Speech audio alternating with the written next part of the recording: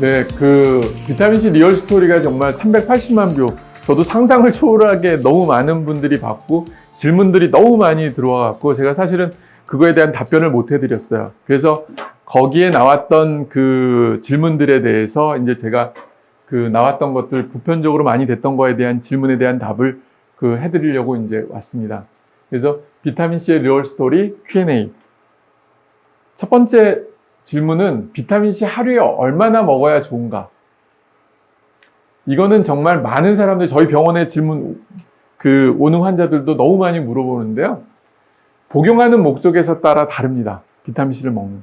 내가 말 그대로 괴혈병을 예방하기 위해서 비타민C를 먹는다고 하면은 굳이 비타민C를 안 먹어도 돼요.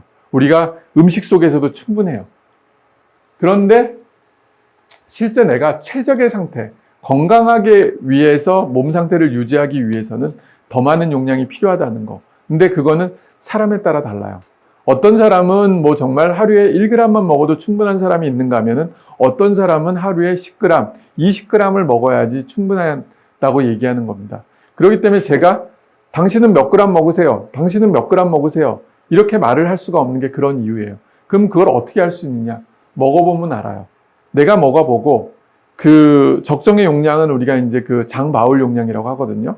먹었을 때 설사하기 전까지 용량을 제일 좋은 용량이라고 하는데 그건 너무 많은 용량이 될 수 있고 그래서 내가 먹어보고 그때 몸 컨디션이 제일 좋게 되면은 그게 제일 좋은 용량이라고 말합니다.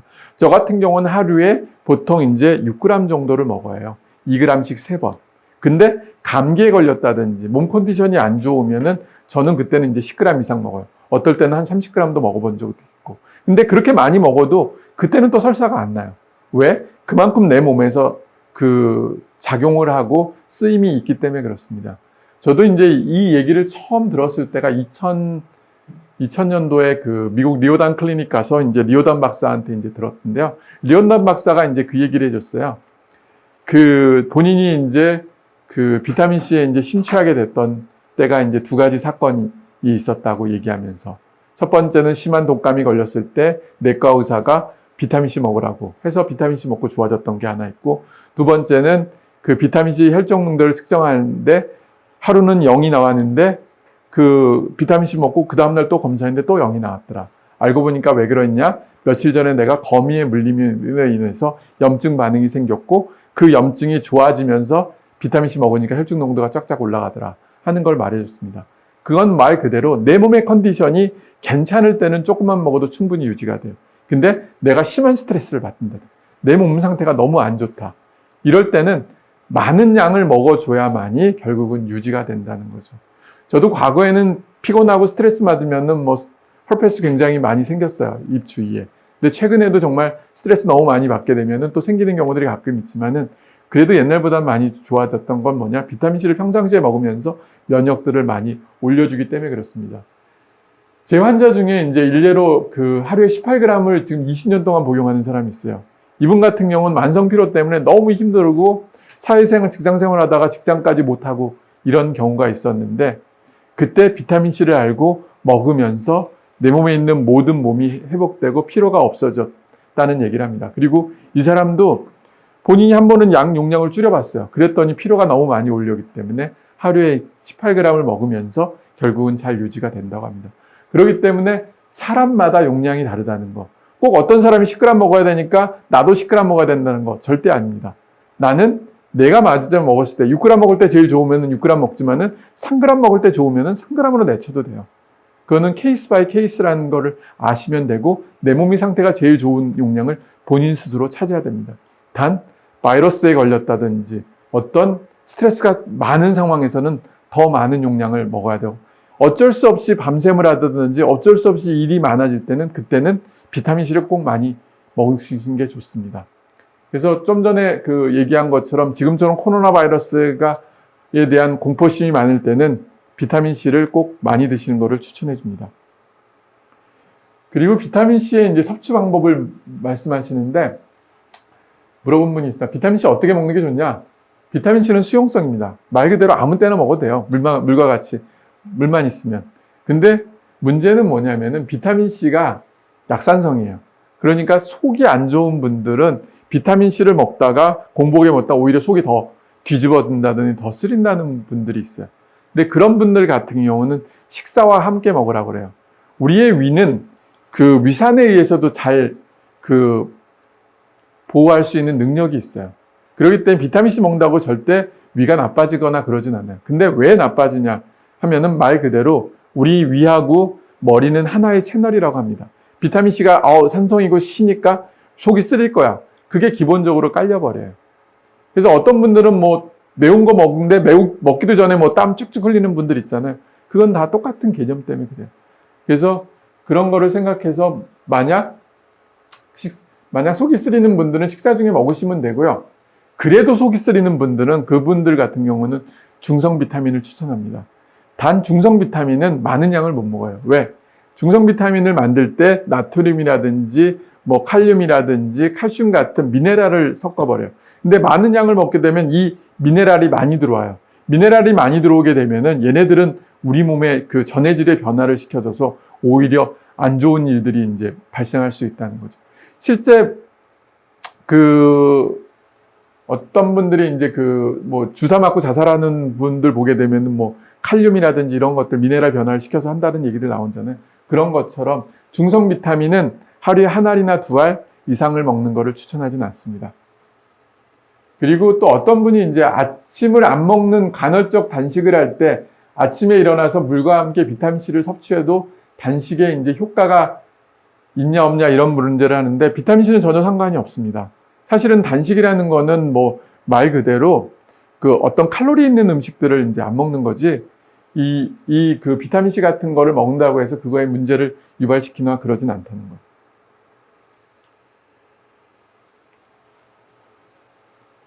그리고 이제 제일 많이 질문 들어왔던 것 중에 또 하나가 이제 비타민C 먹으면 안 좋은 사람은 어떤 사람일까? 비타민C를 먹으면 안 좋은 사람들은 신장이에요. 이 비타민C는 우리 몸에서 들어가서 결국은 이제 소변으로 배출되기 때문에 그 중에 이제 신장이 제대로 기능을 해줘야 돼요. 만약 이제 신장에 결석이 생기는 분들, 요로 결석이 생긴 사람들은 비타민C는 대사 과정 중에 옥살산이라는 물질이 분비가 됩니다. 그럼 이 옥살산으로 인해서 신장 결석이라든지 요로 결석이 더 많이 생겨요. 그래서 신장에 부담을 싣고 또 통증을 유발시키기 때문에 이런 분들은 피하는 게 좋고, 그리고 가장 안 좋은 사람 역시 신장 기능이 안 좋은 사람. 신장 기능이 안 좋은 사람들한테 비타민C 대사산물이 가면은 신장에 부하를 걸려서 오히려 더 나빠질 수가 있다는 거죠. 그렇기 때문에 이런 사람들은 복용하지 않는 게 좋고요. 근데 만약 내가 신장 결석이 있는지 없는지 모르는 사람들 있잖아요. 그런 사람들은 대부분 없다고 생각해야 됩니다. 있어도 뭐 어쩔 수 없는 거. 그리고 신장 결석 우리가 대부분 어떻게 하냐면 바로 통증이에요. 통증이 너무 심해가고 갔더니 신장 결석이네 하면 신장 막 빼고 그렇잖아요. 그런 것처럼. 그래서 만약 모르는 사람인 경우는 비타민C를 먹다가 혹시라도 신장 결석이 생기면은 그때 중지하시면 됩니다. 그런데 신부전이라든지 투석 중인 환자는 달라요. 이 사람들은 이미 벌써 진단이 나온 사람들이기 때문에 이 경우는 반드시 드시면 안 됩니다. 그리고 어떤 분은 그런 거예요. 신장에 문제가 있는 사람 못 먹는데 혹시 신장에 물혹이 있는 경우도 못 먹나요? 신장에 물혹은 상관이 없어요. 물혹 같은 경우는 보통 우리가 사마귀 같이 그런 개념이기 때문에 전혀 신장에 부담을 주지는 않습니다. 그때는 비타민C를 먹어도 상관이 없습니다. 그리고 혹시 메가도즈, 우리가 보통 고용량이라는 거는 1g에서 9g을 얘기하고 10g 이상을 메가용량이라고 그래요. 10g 이상 복용했을 때 간과 신장에 무리를 주지 않냐 이런 얘기를 하는데 비타민C는 절대 무리를 주지 않습니다. 그렇기 때문에 많이 먹고도 큰 문제는 없습니다. 단 신장이 안 좋은 경우들은 비타민C를 피하는 게 좋고요. 그리고 출혈 환자, 만약 내가 출혈 환자인데 그때 비타민C를 먹어도 되냐? 사실은 출혈 환자들도 비타민C를 먹어도 상관은 없어요. 근데 출혈 환자는 일반적으로 출혈 원인이 뭔지를 확인해 줘야 됩니다. 그거를 확인하고 거기에 대한 치료를 먼저 해줘야 되는데 그 이유는 혹시라도 그 치료하고 비타민C하고 혹시 부딪히는 게 있지 않을까 하는 문제를 유발시킬 수 있어서 그때는 반드시 전문의하고 상의한 후에 복용하는 게 좋습니다. 그리고 네 번째 이런 질문이 올라왔더라고요. 너무 좋은 이제 의학 정보까지 설명해 주셔서 감사합니다. 50세 남자이고 위벽에 이제 장상 화생성이 조금 있고 오래전에 신장 신우염을 치료한 적이 있는데 CE요법이 좋을까요? 신우염도 이제 결국은 이제 감염인데 이때 신장에 문제만 없었다고 하면은 복용하시는 게 좋다고 일반적으로 얘기를 드려요. 근데 혹시라도 이게 이제 신우염으로 인해서 신장에 그 후유증이 남는 사람들은 그런 사람들은 드시는 게 안 좋겠죠. 다섯 번째는 이제 선생님 저는 소화력이 약해서 자극 있는 음식 김치도 잘 못 먹는데 비타민C 11제 1g을 식후에 먹고 있는데 속이 불편한 느낌이 있는데 계속 먹어야 하는지요? 식후에 먹었을 때 속이 불편하면은요, 식사 중에 한번 드셔보세요. 그때도 혹시라도 불편하다고 하면은 이분 같은 경우는 중성 비타민으로 바꾸는 게 좋고요. 그래도 중성 비타민으로 바꿨는데도 또 속이 안 좋다. 그러면은 뭐 안 먹는 게 정답이겠죠. 여섯 번째, 이제 저는 폐암 환자고 표적 치료 환자입니다.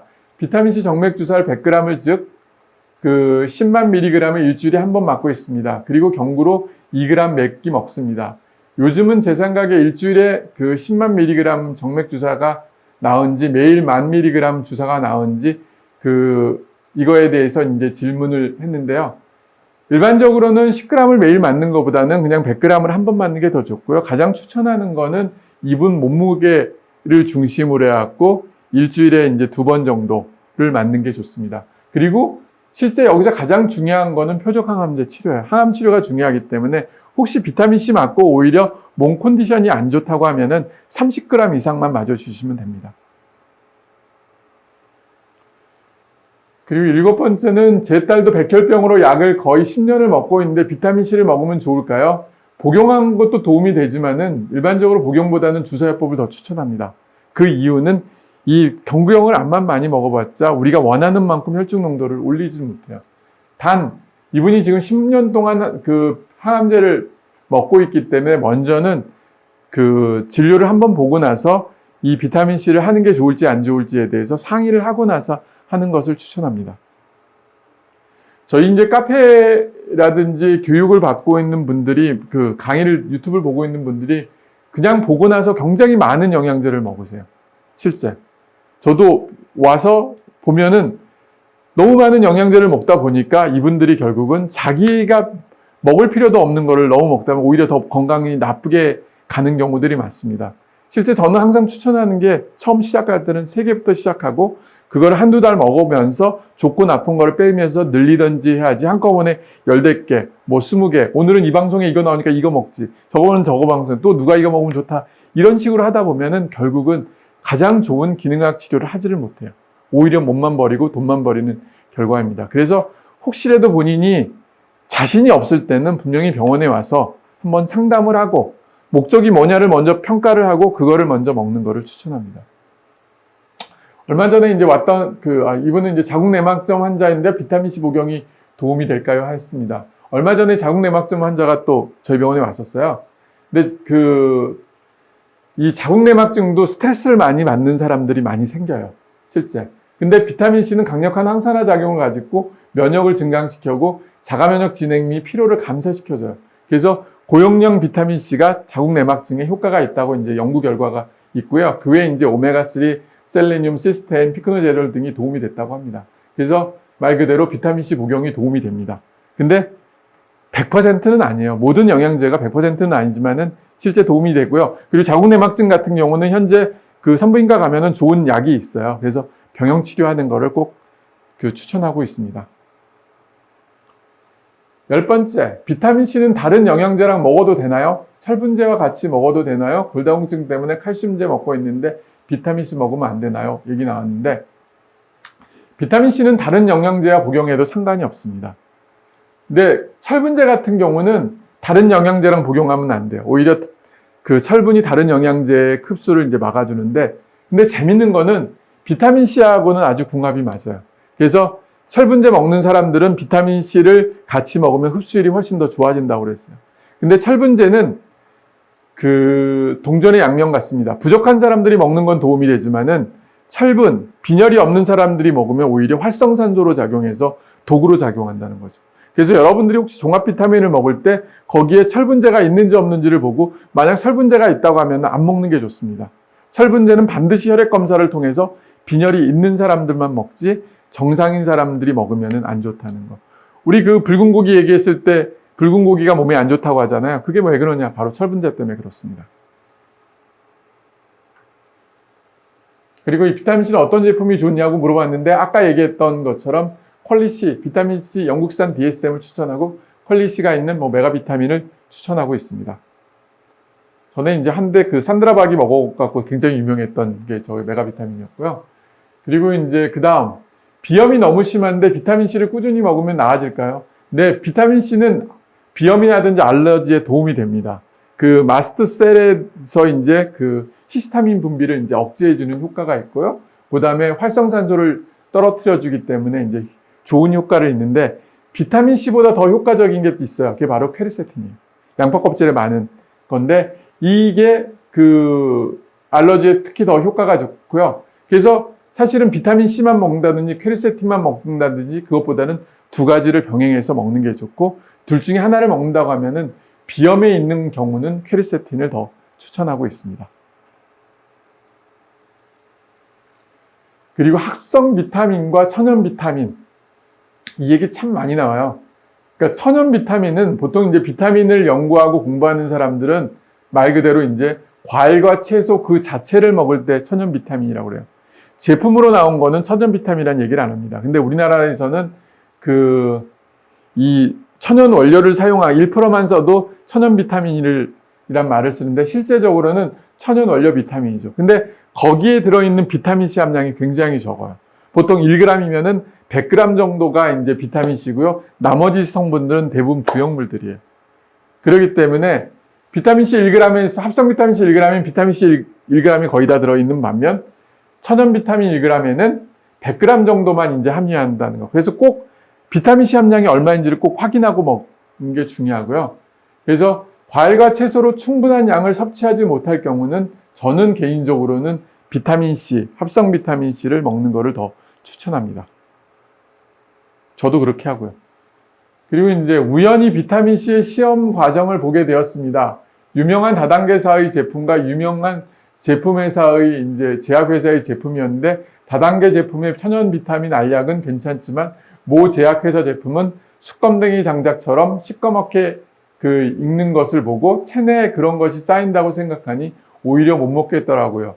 그래서 중단 중인데 그대로 먹어야 할지 아니면 다단계사의 제품으로 갈아타서 먹어야 할지 판단이 어렵고 올바른 선택을 하고 싶습니다. 도움 요청드립니다.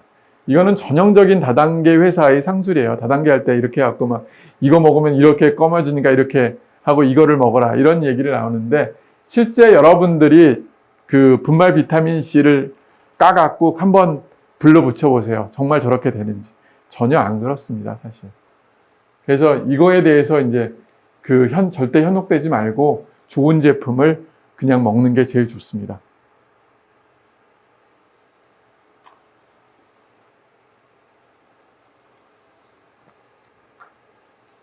그리고 15번째, 이제 비타민C와 펜벤다졸류 약을 같이 먹어도 되나요? 작용, 부작용 등이 어떻게 되는지 알려주시면 감사하겠습니다. 사실 작년 한때 이제 펜벤다졸이 굉장히 유명했죠. 그리고 개그맨 김철민 씨가 이제 먹고 좋아졌다 했지만 사실은 나중에 보니까 전혀 효과 없고 오히려 안 좋아졌다는 얘기를 나눈 거죠. 저희 환자들도 펜벤다졸 먹고 좋아진 사람보다는 나빠진 사람이 훨씬 더 많고 결국은 이제 안 좋았는데 펜벤다졸의 가장 큰 문제는 역시 간독성이었어요. 그럼 비타민C와 펜벤다졸을 같이 복용할 때 어떤 효과가 있을까? 근데 자료가 없어요. 사실은 펜벤다졸 자체가 자료가 없기 때문에 병행요법 했을 때 어떤 효과가 있고 어떤 부작용이 있는지는 아무도 모릅니다. 그렇기 때문에 제가 이거에 대한 거는 이제 어떻게 얘기는 못하고 본인이 먹고 싶으면 먹는 거는 본인의 의사든지만 반드시 간 기능 검사를 꼭 하고 복용하는 게 좋습니다. 실제 제 환자들이 펜벤다졸 먹고 간이 급좋게 700, 800까지 올라가는 환자들 봤으니까요. 간이 안 좋은데 합성 비타민C 해롭지 않나요? 이런 말인데 그 간이 안 좋은 경우는 합성 비타민 C가 문제가 아니라 모든 영재가 다 문제가 될 수가 있어요. 말 그대로. 왜? 우리 몸에 있어 그 영양제든 음식이든지 뭘 결국은 간에서 대사를 이루어야지 돼요. 근데 간이 안 좋은 경우들은 그 대사할 수 있는 능력이 없죠. 근데 실제적으로 간이 제대로 기능을 할 때는 비타민 C하고 단백질이 꼭 필요해요. 그렇기 때문에 이제 영양소들이. 그래서 꼭 이 문제는 합성한 비타민 C가 문제가 아니라 간이 안 좋기 때문에 먼저는 간 치료를 먼저 꼭 해주라는 거죠. 그리고 17번째, 비타민 C는 인간이 유일하게 못 만든다고 앞에서 하셨는데 그럼 합성 비타민 양이랑 과일 속에 있는 거랑 효과가 동일하던 건가요? 네, 동일합니다. 구자식이 똑같기 때문에 비타민 C 영양제하고 과일 속 비타민 C는 동일한 효과를 갖고 있어요.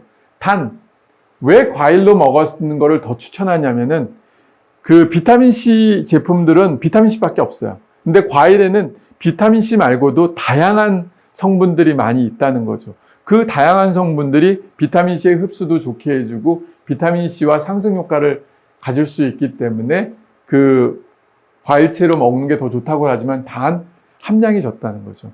우리가 보통 비타민 C 1g 먹을 때 뭐 그 딸기 한 팩 정도 먹어야 된다, 뭐 귤 한 박스 먹어야 된다 이런 얘기 하잖아요. 그렇기 때문에 현실적으로 그거를 먹을 수가 없어요. 그것도 매일같이. 그렇기 때문에 제품을 통해서 먹는 게 훨씬 더 낫다는 거죠. 어떤 분이 이제 비타민 C가 뼈를 약하게 하는데 영향이 없을까요? 비타민 C는 뼈를 절대 약하게 하지 않습니다. 사실은. 이 말이 있다고 하는 건 전혀 근거 없는 얘기고요.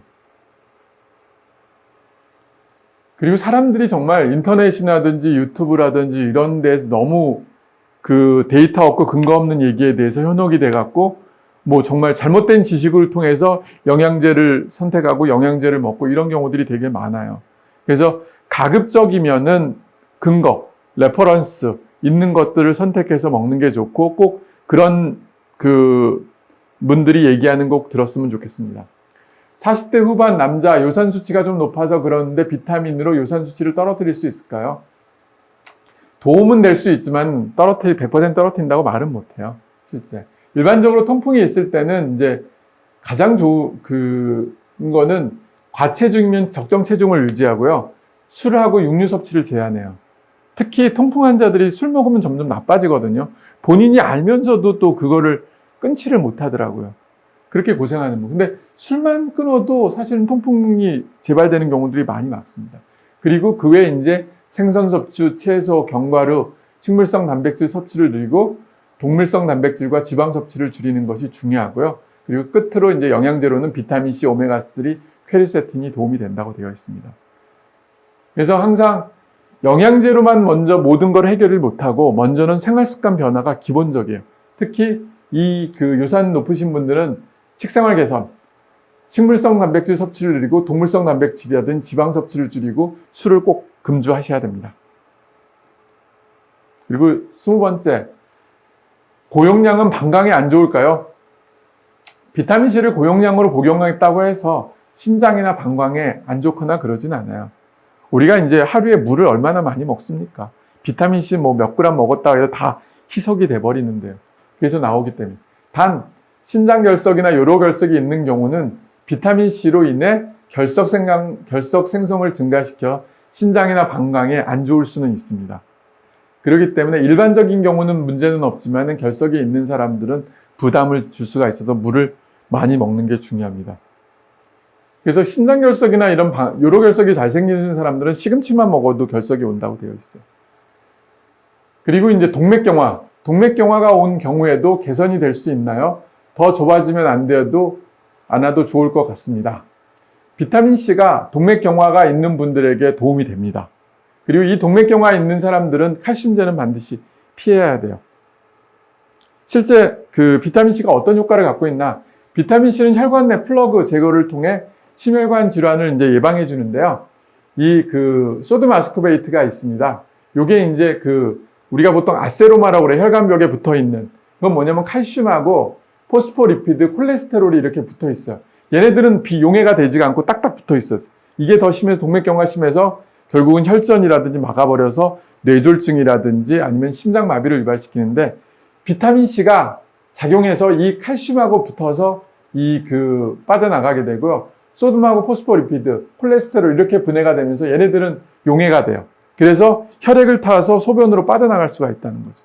그래서 비타민C를 잘 먹는 사람들은 이 심혈관 질환을 예방해 주는 데 도움이 된다고 되어 있습니다. 여기서 얘기하시는 것처럼 이 칼슘, 동맥경화가 있는 사람들은 칼슘 제제 섭취를 제한해야 돼요. 왜? 이 칼슘이 많이 쌓이게 되면은 이때 콜레스테롤도 높은 사람들은 동맥경화가 점점 심해지기 때문에 그렇습니다. 실제 연구에서 보게 되면은 이 칼슘을 섭취했던 군하고 칼슘을 섭취하지 않았던 분들이 보게 되면은 왼쪽 그림이 바로 이제 마요카디알 인팍션이라고 해갖고 심근경색인데 심장마비, 심근경색이라고 하는데 이게 이제 발생률이 더 높고요. 오른쪽 사진은 스트로크라고 해갖고 뇌졸중이에요. 이것도 역시 칼슘을 먹었던 사람들이 더 높다고 나와 있습니다. 그래서 가족력이 있다든지 내가 이런 동맥경화가 있다든지 콜레스테롤이 높다 이런 분들은 칼슘제 먹는 것을 꼭 조심해야 됩니다. 그리고 22번째, MSM 먹으면 위가 너무 아파요. 관절 통증으로 먹어보는데 위 때문에 겁납니다. MSM을 먹으면 무릎 관절이 오히려 아프게 됩니다. 1g만 먹어도 부작용인가요? 명현현상인가요? 일반적으로 MSM을 먹는다고 해갖고 무릎 관절이라든지 더 아프거나 그런 경우들은 없어요. 실제. 근데 만약 그렇다고 하면은 오히려 안 드시는 게 좋고요. 그리고 MSM이 좀 써요. 그렇기 때문에 만약 이게 이제 걱정이 되시는 분들은 물 500리터라든지 500cc에다 섞으면은 거의 물맛밖에 안 나요. 이게 100% 물에 녹기 때문에. 그래서 MSM은 이제 분말 형태로 해서 많으면 2리터에도 넣어서 하루에 이제 조금씩 먹어서 하면은 큰 문제가 안 난다고 생각되고요. 먹었을 때 혹시 이런 부작용들이 나타난다고 하면은 그건 안 먹는 게 좋겠죠. 근데 MSM 먹었다고 해서 무릎이 좋아지면 좋아졌지 더 나빠졌다는 분은 저는 아직까지 보지는 못했습니다. 그리고 23번째, 신장결석이 있는 환자는 비타민C를 섭취하지 말아야 한다고 하는데 저는 신장결석과 사구체 여과율이 40%만 남은 환자인데 비타민C를 복용하고 싶은데 비타민 B6와 마그네슘과 함께 복용하면 결석이 안 생긴다는 얘기도 있는데 맞는지 궁금합니다.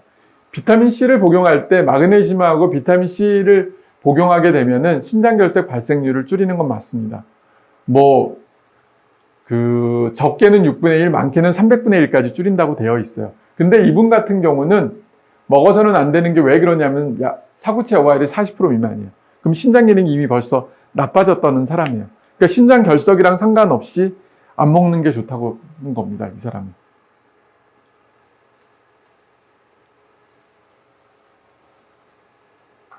24번째, 비타민C가 만병통치약인가요? 네, 비타민C는 만병통치약은 절대 아닙니다. 사실은 어떤 분들은 비타민C 먹으면 모든 게 다 좋다고 하지만은 실제는 적재적소에 쓰면은 굉장히 도움이 많은 영양제인 건 맞아요. 그렇지만은 비타민C만 가지고 모든 거를 해결하지는 못한다는 거죠. 그래서 내 몸에 맞는 영양제를 선택해서 적절한 거를 먹는 게 제일 좋다고 되어 있습니다. 25번째, 종합 비타민을 복용하는데 비타민C를 따로 중복 복용해야 하느냐요? 말 그대로 복용하는 목적이 다릅니다. 종합 비타민은 식생활이 안 좋은 사람들, 그리고 영양 상태가 안 좋은 사람들이 하루에 한 알 정도나 하루에 2알 정도 먹는 게 종합 비타민입니다. 근데 비타민C는 뭐냐?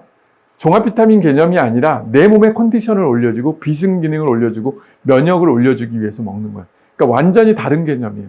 내가 면역력이 괜찮아, 부신 기능도 괜찮아, 스트레스도 없어. 그러면 비타민C 먹을 필요도 없어요.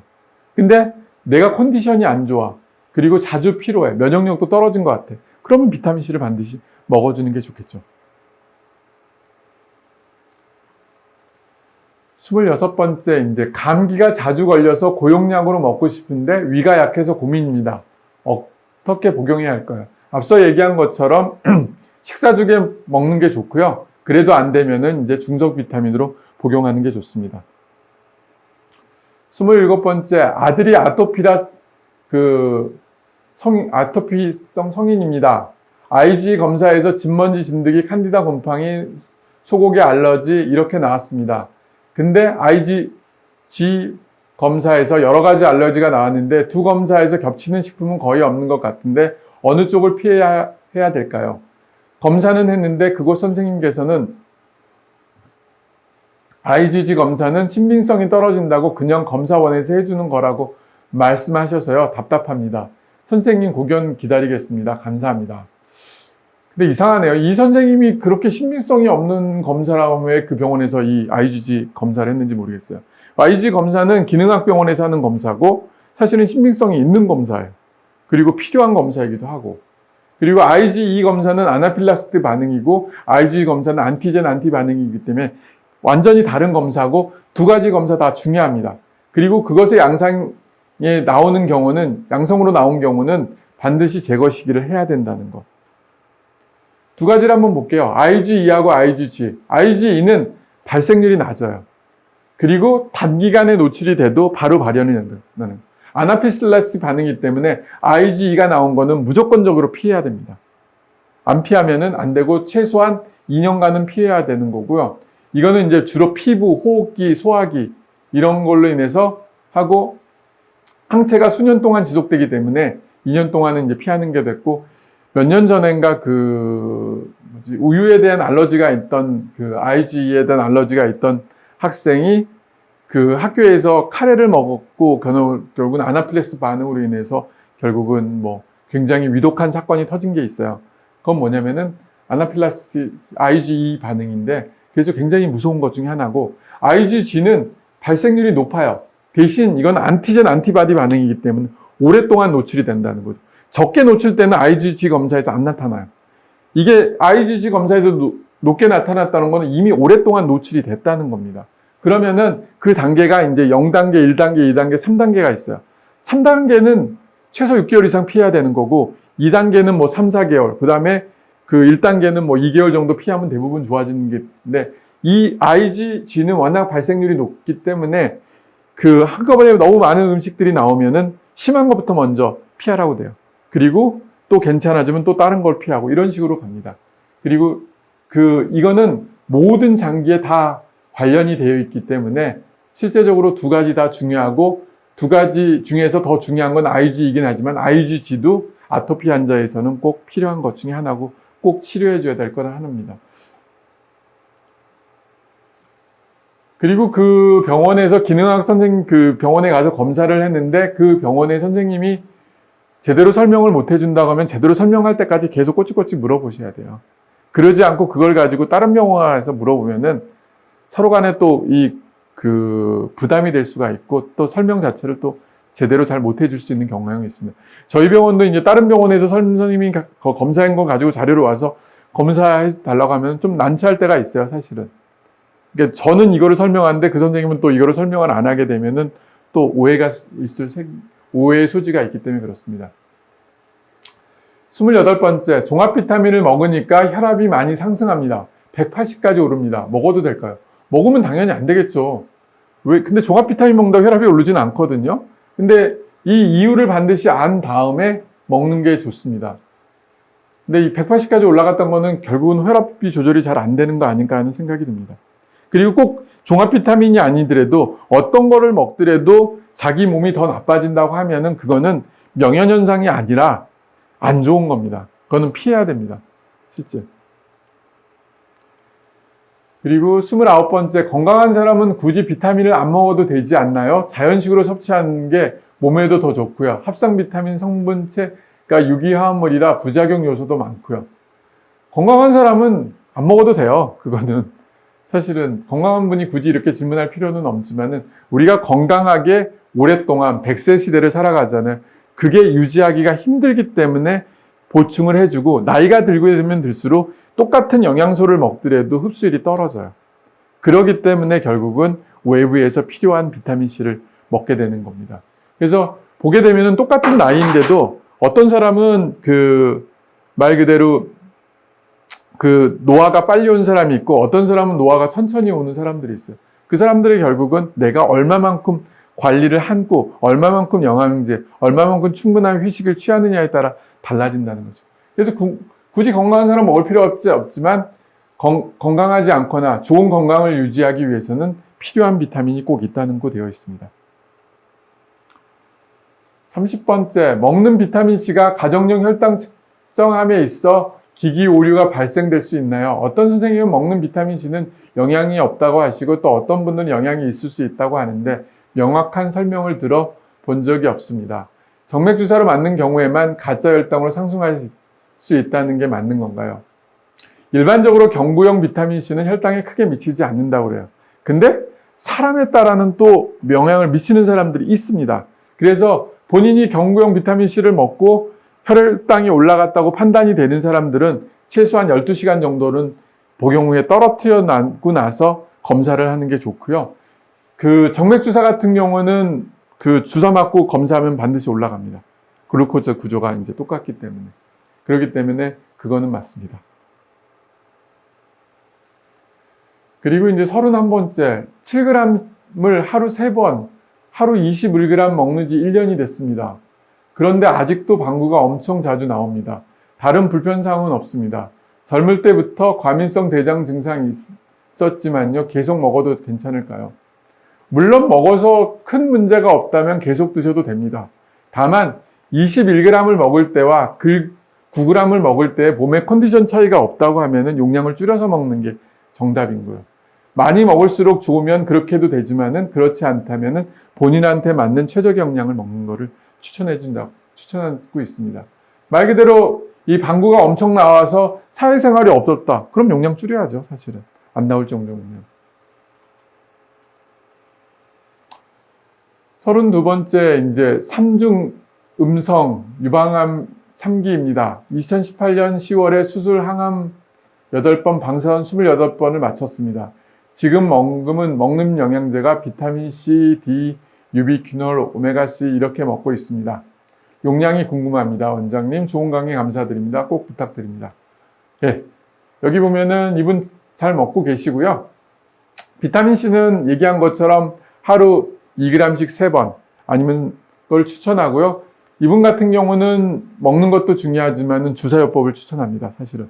특히 3중 음성 같은 경우는 비타민C 호르몬 약을 못 먹기 때문에 비타민C를 맞는 게 좋고요.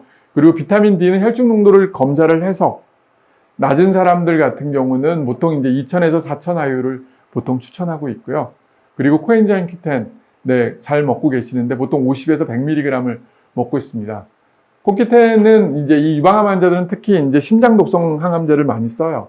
그렇기 때문에 코엔자임 Q10이 심장을 보호해주는 효과를 갖고 있기 때문에 2년 동안은 꼭 먹는 게 좋고요. 오메가3 같은 경우는 하루에 1g 정도 복용해 주는 게 좋다고 되어 있습니다. 그 다음에 추가적으로 한다고 하면은 유산균이라든지 퀘르세틴 이런 것들을 또 추천하고 있고요.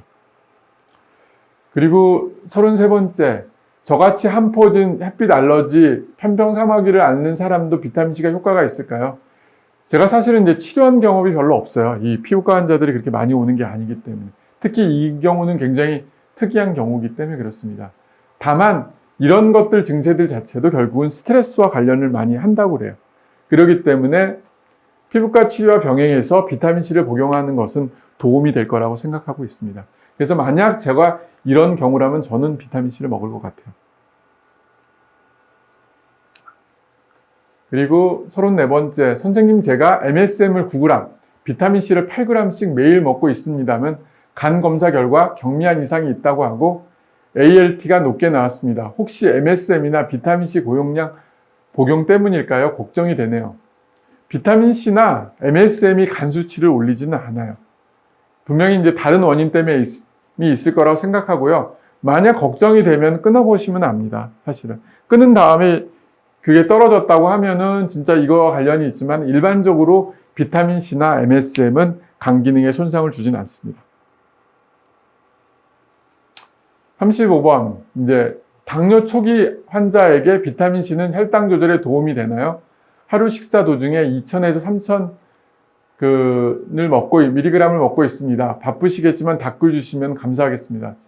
죄송합니다. 제가 답을 그동안 못 해줘갖고. 비타민C가 당뇨 초기에 췌장 인슐린 분비에 도움을 주기 때문에 복용하는 것은 좋습니다. 근데 당뇨 환자는 비타민C 이외에도 D, 퀘르세틴 복용을 추천합니다. 그 이유는 비타민 D도 결국 랑간스에서 인슐린 분비를 촉진해주고요. 퀘르세틴 같은 경우는 특히 당뇨의 합병증을 예방해주는 효과가 좋아요. 그렇기 때문에 이 세 가지 영양제는 같이 먹어주면 좋겠다고 되어 있습니다. 그리고 이제 간암 환자인데요. 비타민C 복용해도 좋은가요? 복수도 약간 있어서 간이 무리가 되지 않을까 걱정이 됐어요. 간암 환자도 비타민C를 복용하는 것이 도움이 되지만은 복수가 찬 경우에는 비타민C를 권장하지는 않습니다. 사실은. 그래서 조금 먹는 건 상관없지만 많이 먹게 되면 이 물량이 또 늘어날 수가 있기 때문에 그렇고요. 그리고 이제 중요한 거는 이제 단백질 섭취. 간이 안 좋은 사람은 간에 필요한 꼭 단백질이 있거든. 알부민을 올려주는 그런 단백질을 꼭 먹는 거를 추천해주고 있고요. 그리고 또 하나 중요한 거는 유산균을 꼭 먹어줘야 돼요. 그리고 간암 환자들은 변비가 안 생기게 조심해야 되고 그 이유는 이분들은 이제 암모니아 생성이 늘어나게 되면 변비가 생기면 암모니아 생성이 늘어나요. 암모니아 생성이 늘어나면 이 암모니아가 간에 또 무리를 줘서 간송원수를 빠뜨리게 할 수 있습니다.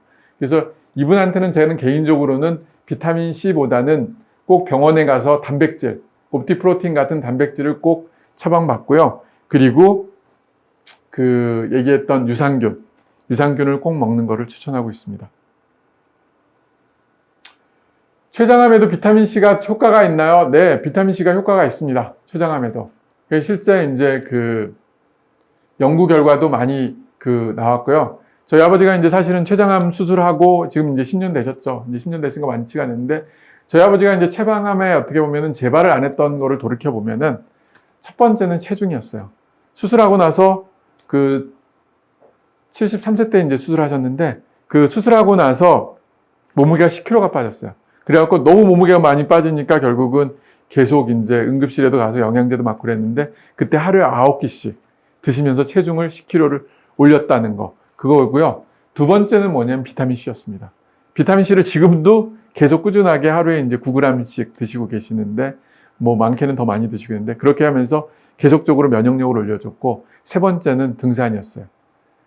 지금도 뭐 지금 날씨가 너무 추워서 그렇지만은 계속적으로 일주일에 2번씩은 꼭 등산을 다니면서 하기 때문에 지금 80이 넘으셨는데 오히려 훨씬 더 젊어지신 것 같아요.